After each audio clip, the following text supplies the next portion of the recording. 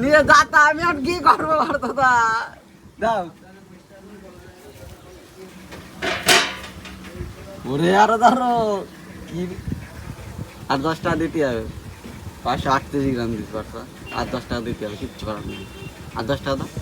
আর 10 টাকা দাও না একটা কমায় রে